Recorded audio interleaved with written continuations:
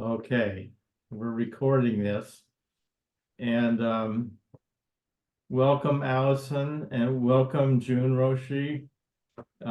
We did this conversation last Sunday, and it went very well with our community, but I forgot to record it. So we're going to try again here and record it so we can put it up on the YouTube channel for the Zen Center and share it with more people. So I think I'd like to start kind of in the same way, Allison, because people may know Allison and I are teaching a 4-part workshop together starting April 20th called Exploring Intimate Authenticity. And many may know who I am, but many may not know who you are, Allison. So maybe you'd like to say a little bit about yourself. Sure would. Thank you, Roshi. I've been living in Chicago with my husband and daughter. Well, I've been living in Chicago for 35-ish years. And I now live with my husband and daughter. I've been in private practice for around 30 years. In what I now realize has always been a Zen-inspired way of working. Actually, long before I knew anything about Zen. What I discovered was it is just not fitting for me to work with the diagnostic and statistic manual, or to work with offering diagnoses, but rather to stay with the unfolding of the living process, to stay with that in presence to the best of my ability, and to offer guidance, support, inspiration when I can, and to keep learning. Boy, is that ever key. My work has been just the greatest opportunity for me to keep on learning, whether I like it or not. There's always something new to learn. And it's been just such a great gift to my life to be able to work in a way that supports the life of my spirit, as well as offers something potentially useful to others. So I work with individuals and couples and groups, and now almost completely online, which was a change that became necessary during the pandemic, and which I'm so grateful actually worked out. So it's turned out to be quite a useful tool, in being able to offer these services. Oh, just by way of introducing myself as well, my experience has included quite a bit of clinical experience, even though that's not my choice now in private work. So treatment centers along the way, many of the treatment centers in Chicagoland, I have served on the staff of addiction treatment centers such as Hazelden and Above and Beyond and SunCloud. And also teaching has been part of my experience. I taught for about 8 years, I think it is, at DePaul University, teaching a course called Critical Thinking, which again, it's so Zen inspired, but who knew? Because really what I discovered, it's about clarity of thinking. It's about thinking when thinking is useful and not thinking when thinking isn't.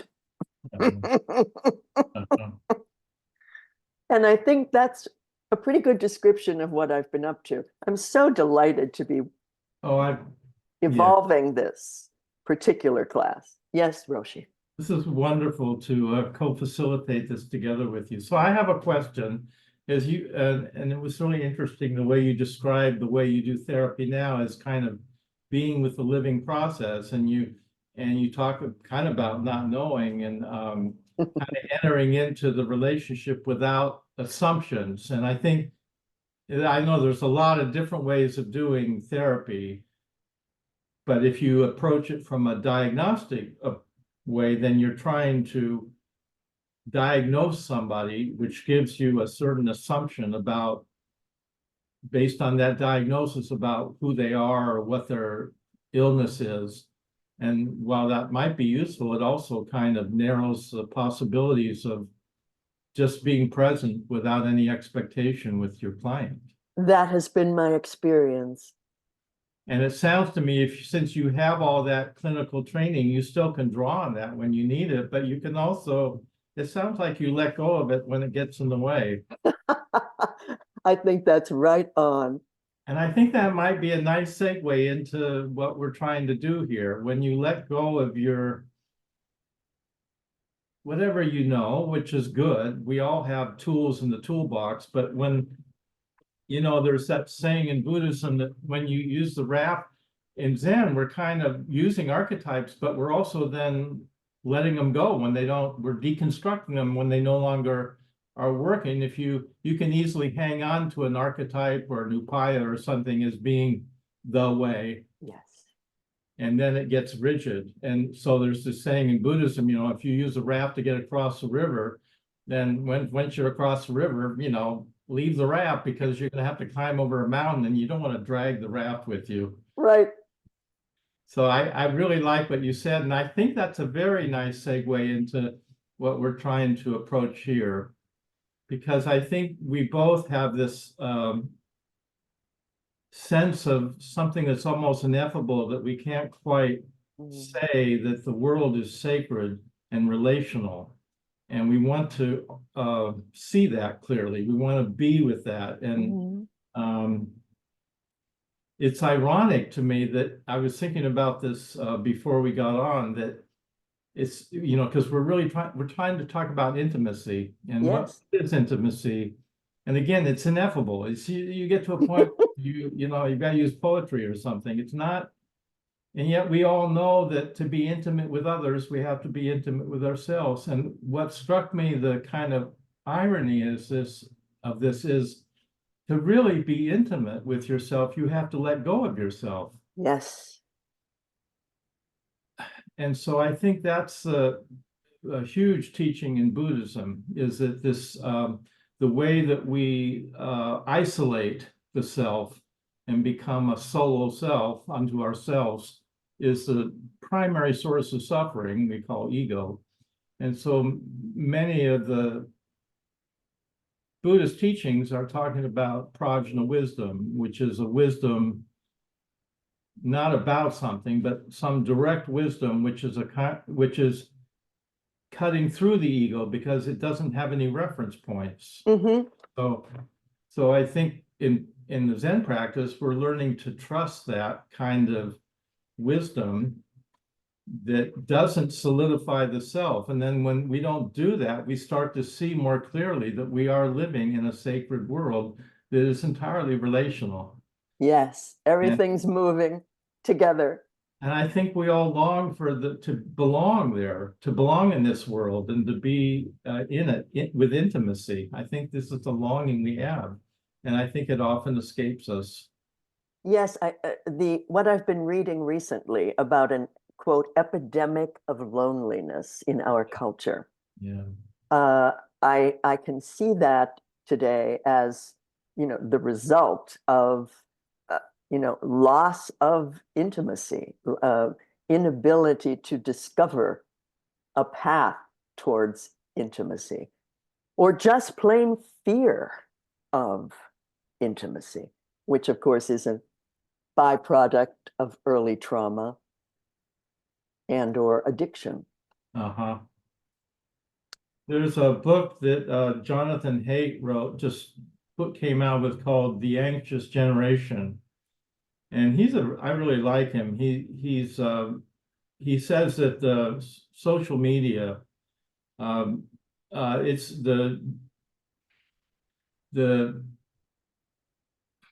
suffering that is caused by social media is no longer just a correlation, it's a causation. Yeah. That you can actually trace from about 2010 when the phones were flip phones and they weren't yet on the internet, but when they became the iPhone and everyone got them and they are on the internet, there's a very quick correlation, causation at that point on the graphs of teenage depression and anxiety, more for teenage girls than for boys, but both. They both go up in the charts from 2010 onward. And he's saying that just at a time when we're developing the brain to have executive functioning and focus and being able to be present, you know, we're putting teenagers on cell phones and they're being addicted to this stuff that doesn't allow, it actually may be interfering with the brain development. And so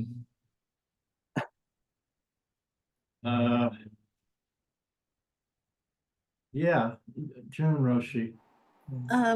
So it was interesting. You said early trauma can preclude intimacy.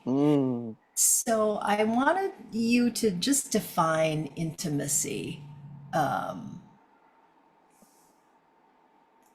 You know, how I'm experiencing it today is an availability to be truly known,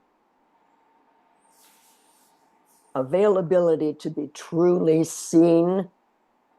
I keep saying truly because there's something about intimacy that is about authenticity, is about authentic presence.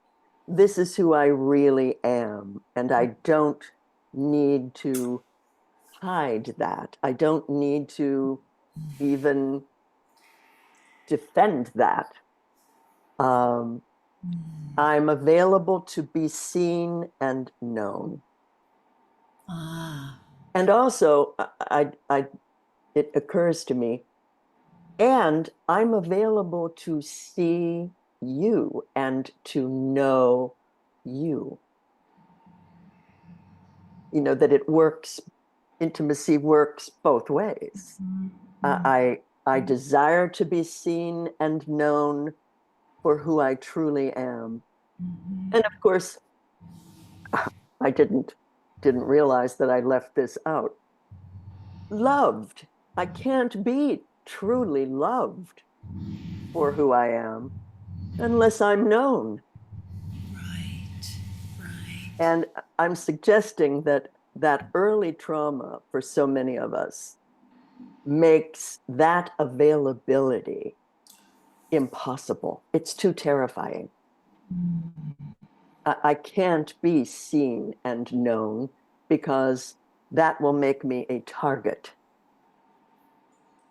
Well, there's a fear of being a victim, being victimized if you're seen. So you kind of Indeed. do a kind of hide and try to be a chameleon.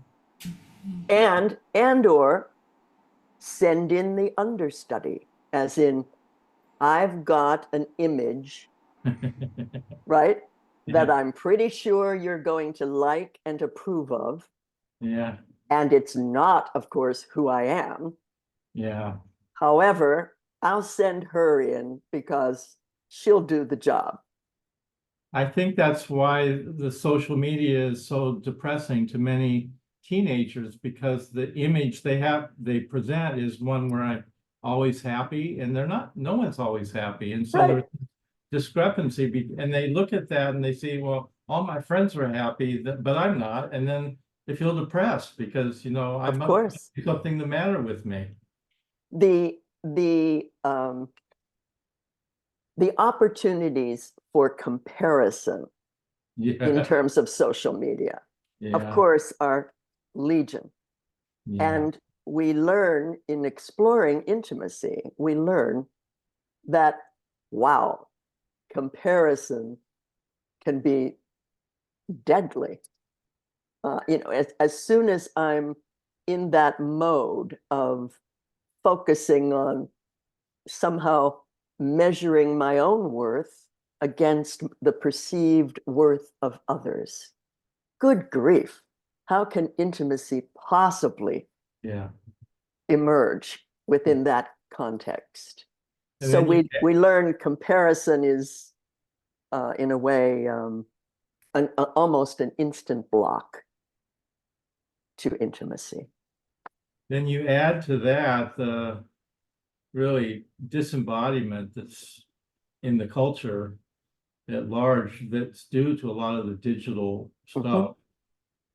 Even this forum is disembodied. We'd be much happier if we were together in person, but this is practical and allows us to do this. But the disembodiment is a source, I think, of an enormous amount of angst, because people are ungrounded. Indeed. Yeah. So in this course then, I mean, there may be a lot of people who have early trauma. And so how, I mean, I know through mindfulness, it's always, that's a way to see what you're doing, but it may not be so easy, but it's an important practice, I guess, so that you can see, and then have some courage. Yes, that issue of what can I see, and what is my trauma preventing me from seeing? Boy, that's so key. And I can't imagine being without the practice of meditation. Really, at some point, that practice by way of seeing, I don't know any substitute for it. I don't believe there is one, really. I'm sure Allison can talk about trauma quite a lot because you work with that. We early on decided not to focus on trauma in this course, not that we won't touch on it in the third class, but that we wanted to emphasize the positive nature of authentic relationships rather than just talking about trauma, because there's a lot of trauma in the culture. It's a big problem, a lot of suffering, and there are quite a few people addressing that in various ways already. So we just made a conscious choice to emphasize the positive aspect of healthy relationships in this course. So that was our intention in doing this. But I would say if you want to look at, for me, I'm not a psychologist like you, Allison, but my sense from teaching mindfulness is there's 4 kinds of defense mechanisms that we have when we don't feel safe. And the first is well known, fight, flight. And we get geared up, and anytime we're in a fight, flight place, survival trumps everything else. So it's not possible to be present in an intimate way when you're in flight, fight, because everything is about surviving. And then the other defense mechanism is pleasing. You try to please the other, to please the environment, to be safe. And then the fourth one, which I think seems to me does relate to trauma, is freezing. All animals, when they feel, when they're being chased by a predator, not all animals, but some animals will play dead. And we do that too. And we do it in degrees. There's degrees of freezing. But the thing about freezing that's really interesting is that when we're doing fight, flight, or pleasing, we have agency. We know when we're fighting. We know when we're running away. But when you go into freezing, there's no agency, which makes it very difficult because you're collapsing down and there's no agency. So then there's a sense of what's the word?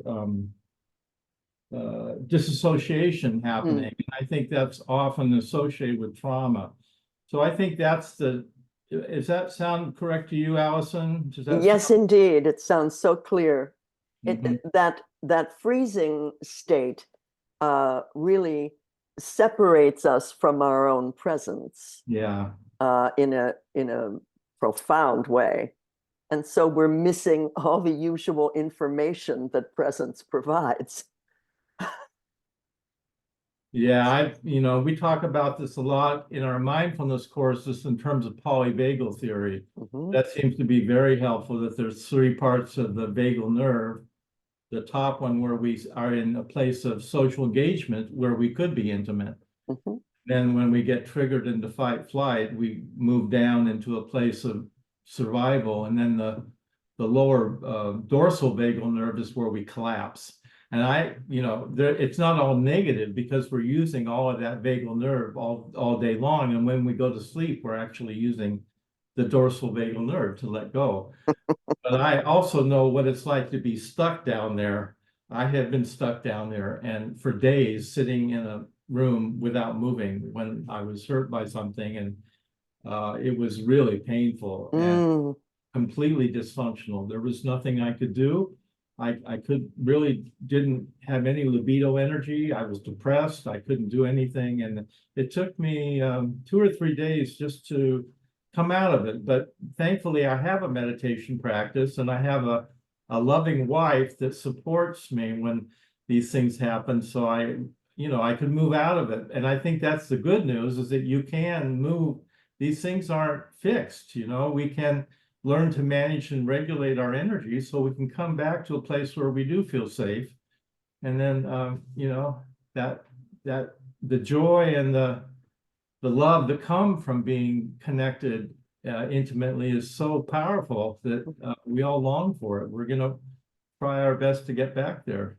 Yes. Uh, you remind me,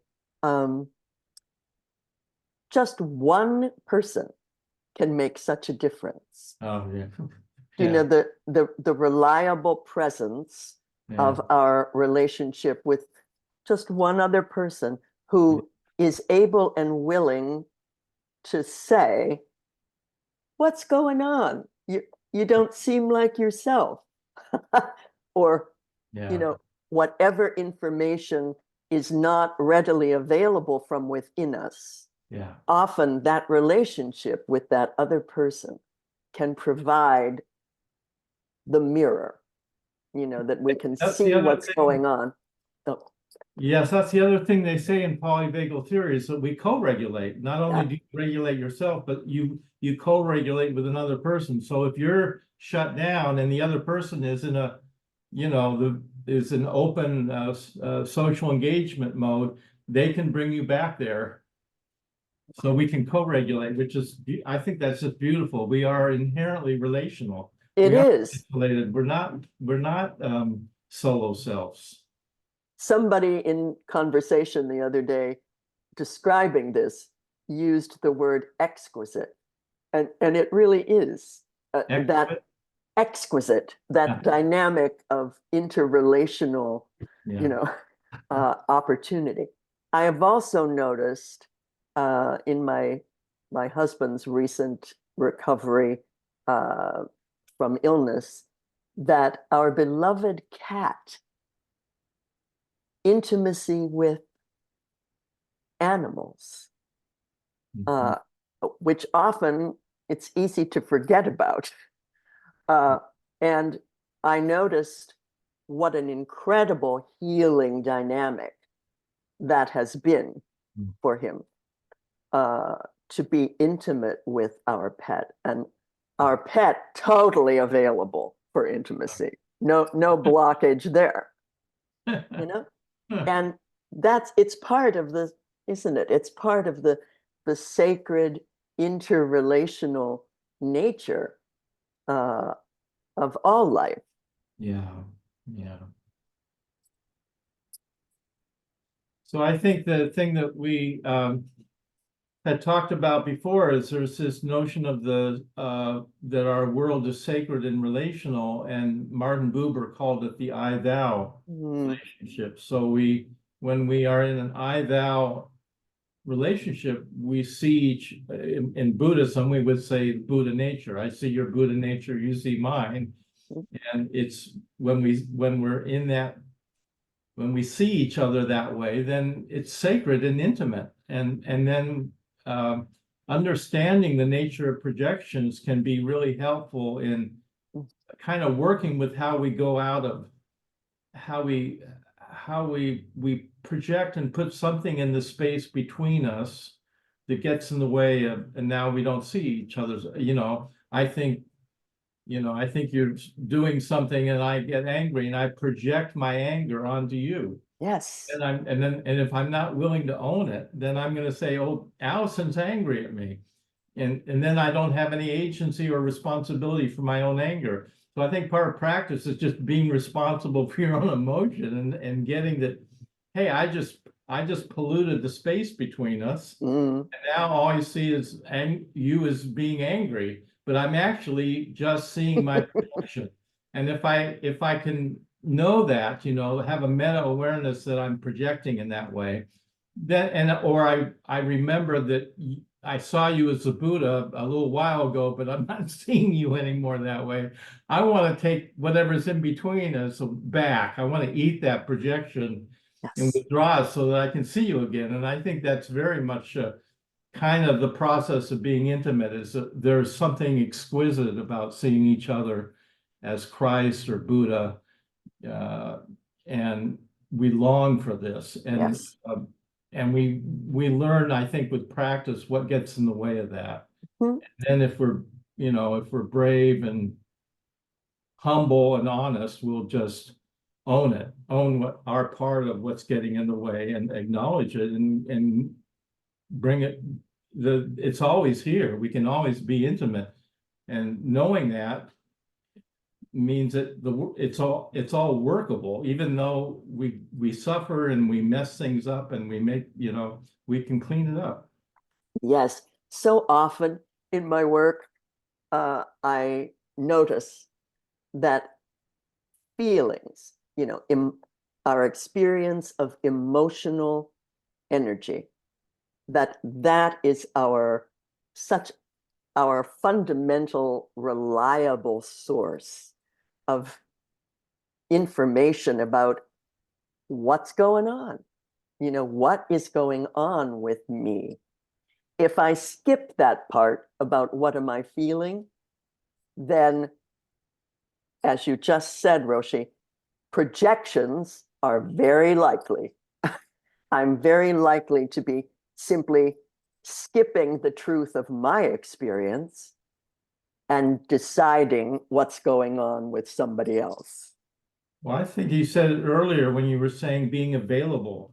Yes. Or being emotionally available is allowing you to see my anger, or allowing you to see my sadness or my hurt or whatever emotion I'm having, and not Yes. to put it off on you. Just being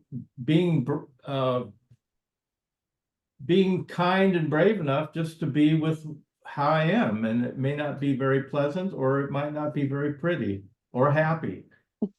And the wonderful thing is when we do have good relationships, then whoever your partner is or whoever you're around is going to help you co-regulate back to, or Yes. they'll hold your feet to the fire if you're doing something kind of,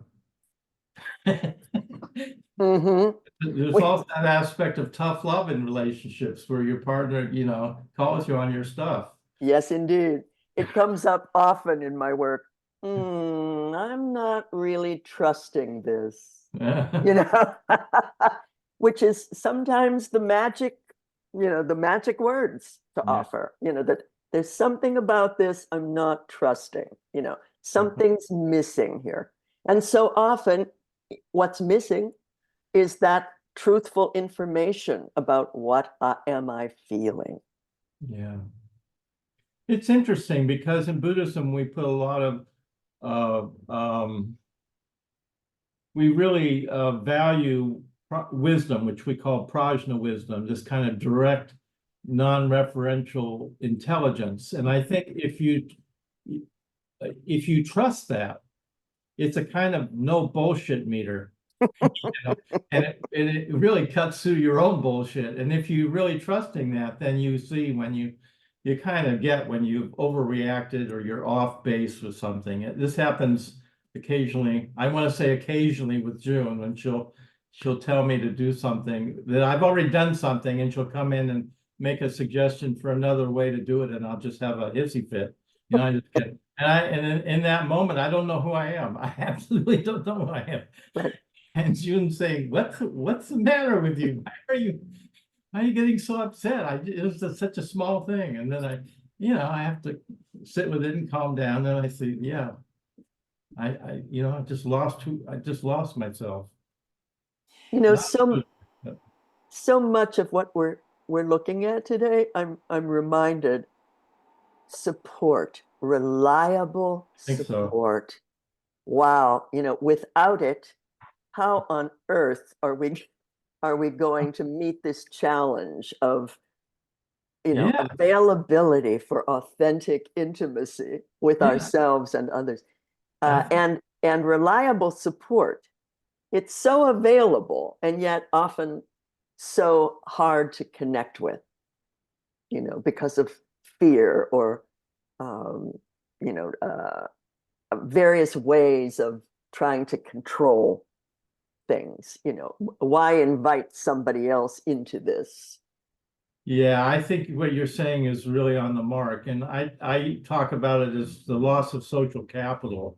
Mm, I think it happened during the pandemic, but I think it's been happening for quite a long time. That our communities are becoming more dysfunctional. Our families are becoming more dysfunctional, and we're the loneliest country in the world. If the facts and figures, so we tend to become alienated and lonely and separated from each other and don't know how to find our way back mhm. to being in a healthy relationship or being in a community, which for us, our song of community is that may be the most valuable thing we have. And especially when we're moving through the kind of times we're in now, where there's a lot of chaos and disruption Mm. and change and fear. I think what people are wanting is stability. And think you can find that stability in a good relationship. And I think you can find it in a good, genuine community. Indeed. Yeah. You And know, also, I was going to, excuse me, Allison. please. I was going to say, and also in a good practice, a down to earth Yeah. mindfulness meditation practice that Absolutely. is a regular thing. I was just at my acupuncturist yesterday, and he said, meditation, zazen, is medicine, actually, because Yeah. you are self regulating. You, at some point, you're able to see, oh, I'm feeling a certain way, and I didn't even know it. Right? I can start to see what I am actually feeling and thinking Mhm. without all of the the stuff going on in in your head, basically. You know this from meditation, or if you're doing a retreat and you're sitting longer, and it's nonverbal, so you can't really tell somebody what it's like, but you know it as you kind of sink into the body, and you're more grounded in the body, and it's safe. It feels safe. And when we're up here, spinning, then it's actually unsafe. Yeah. And I'm sure you know this from good therapy is always about being right. You're trying to help your clients be embodied. And we find that meditation is a huge medicine that way. And we need to do it regularly because we're creatures of if you don't do it, you start losing track of that. And pretty soon you're more reactive and yeah.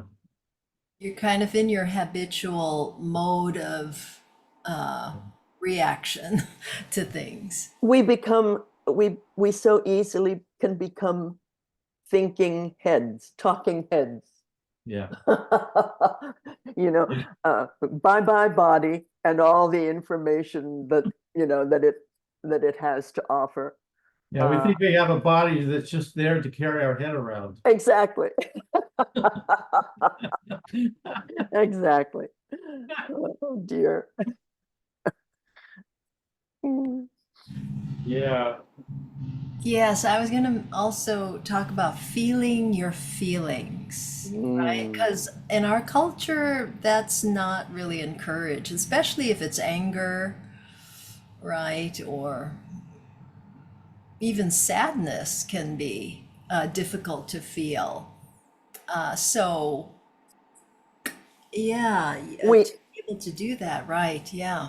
it seems to me that culturally we learn um, either to act out our anger Yeah. or to act it inward. Stuff it.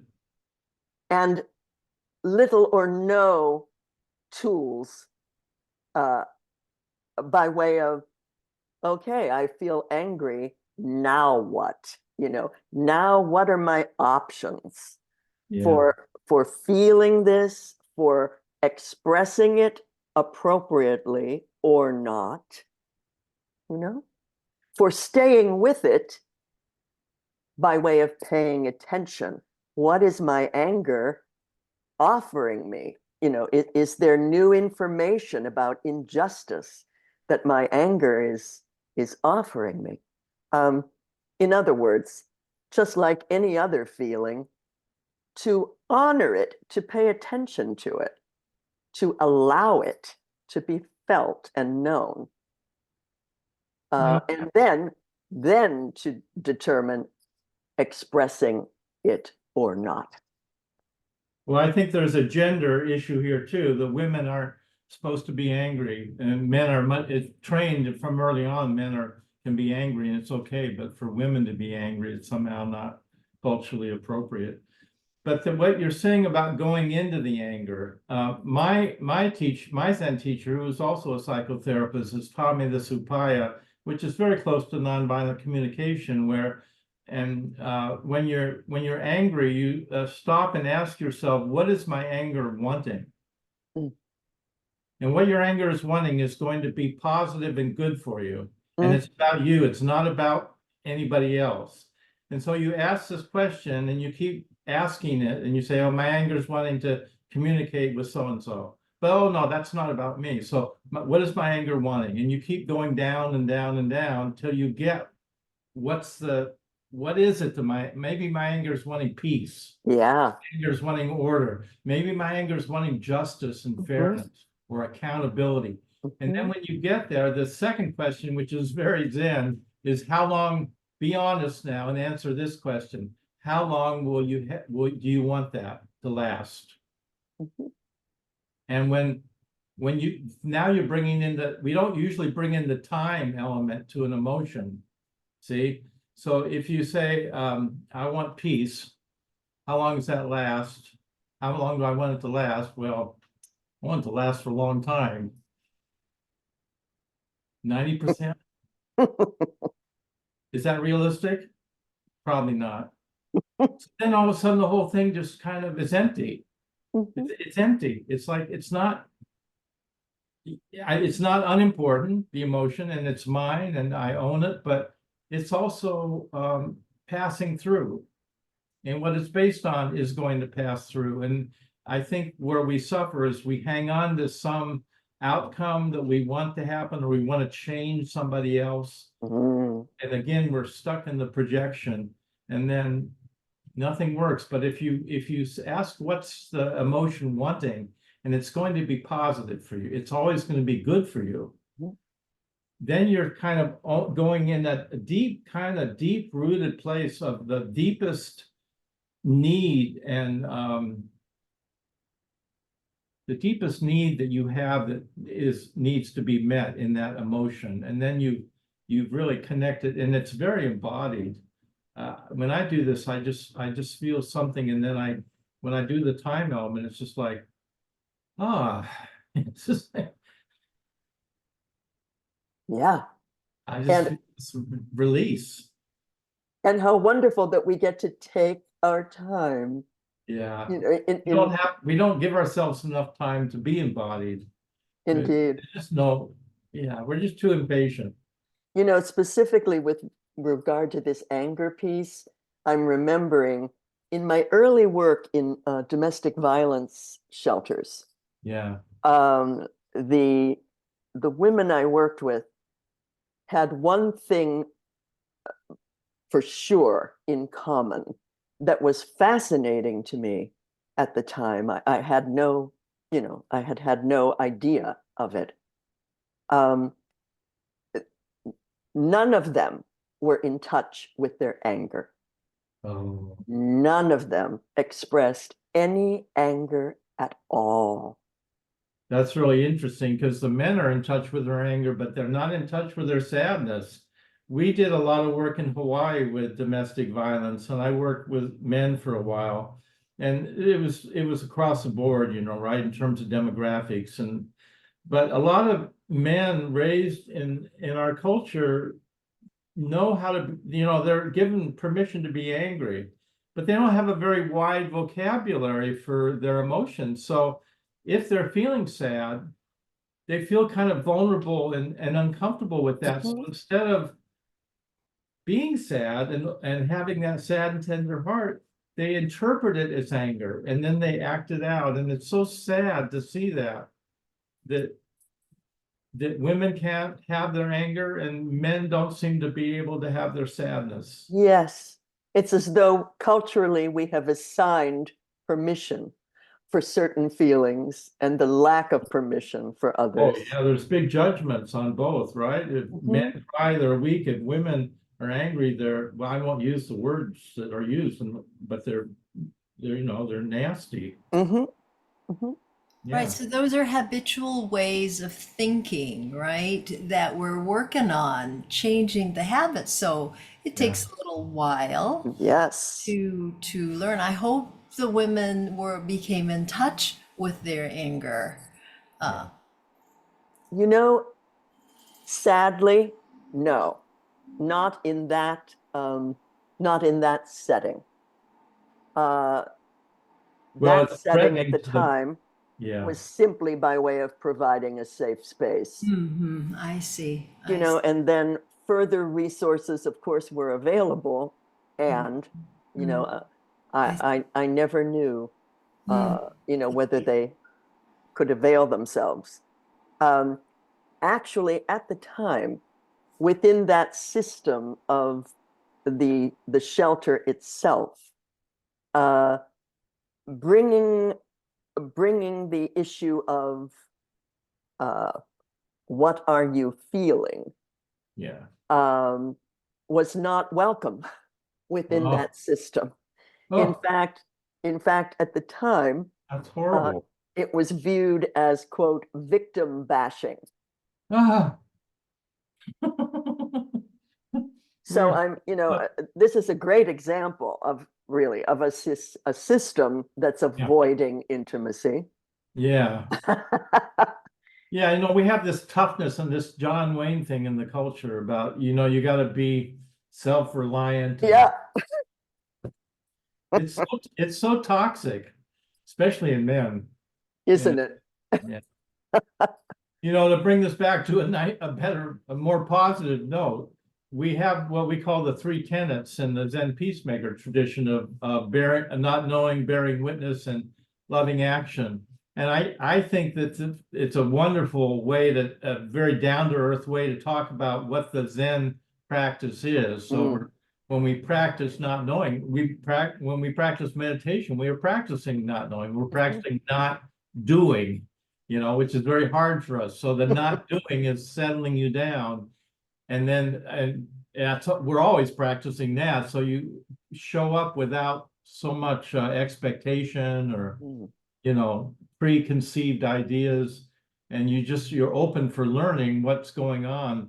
And then the bearing witness, I think, is the heart of the practice. And I think it's what we're talking about here when we say being intimate, is that you stay. Yes. You stay for what shows up, and you don't run away, and you don't defend, and you work with it with some patience, even if it may be uncomfortable. And we all we all have different windows of tolerance for different emotions. And if your window of tolerance is narrow, you're going to act out.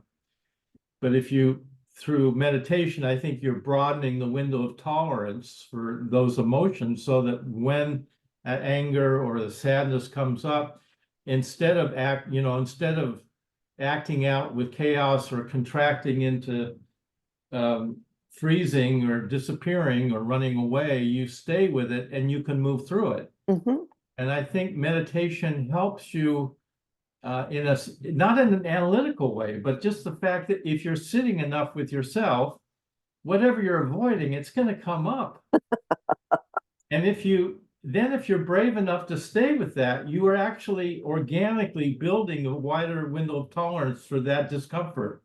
Yes, and within that practice comes the building of trust in the practice, trust in that power beyond ego, if you will, beyond our various attempts to control. Well, then because we're naturally Buddhas and generous and open-hearted, what comes forward is love, because you've connected to the situation with clarity and you're showing up. And then if there's something you can do that moves the energy in the direction of less suffering and more compassion and intimacy, you're going to do it. Yes, and your own direct experience proves that it works. Yeah. What could be better? Yeah. Yeah. This is wonderful. I love having this conversation with you both. Hi, Kathy. Hi. I see you're there. I see your name. Catherine, are you there? Hi there. Hi. Welcome. Thank you. Thank you. I've enjoyed the conversation too. Thank you very much. Okay. Do you have a question or anything you want to say? I don't think so. Okay. Just considering the class. Okay. Okay. Yeah. So, anything, Allison, anything you want to close with here, or June? I'm looking forward to what we might discover together, very much so. Yeah.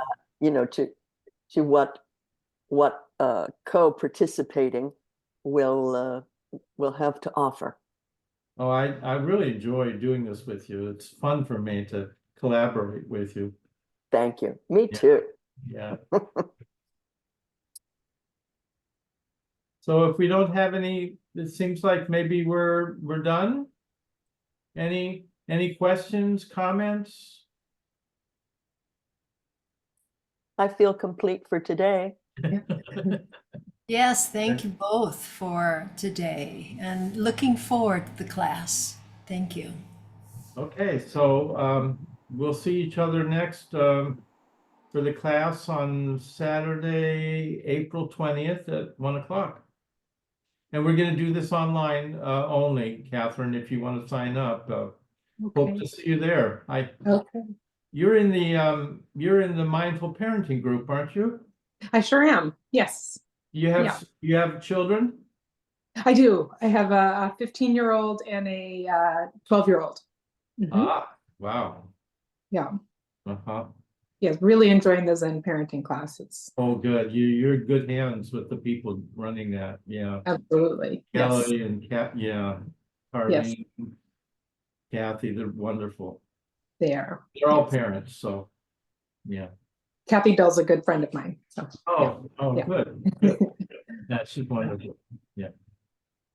Okay, so and we also look forward to that mindful parenting work growing. We're thinking of trying to create some kind of curriculum out of it that is we really want to be supportive of parents too. We think parents need support these days. Yeah. Okay. All right. Okay. Bye. Take care. Bye. Thank you. Okay.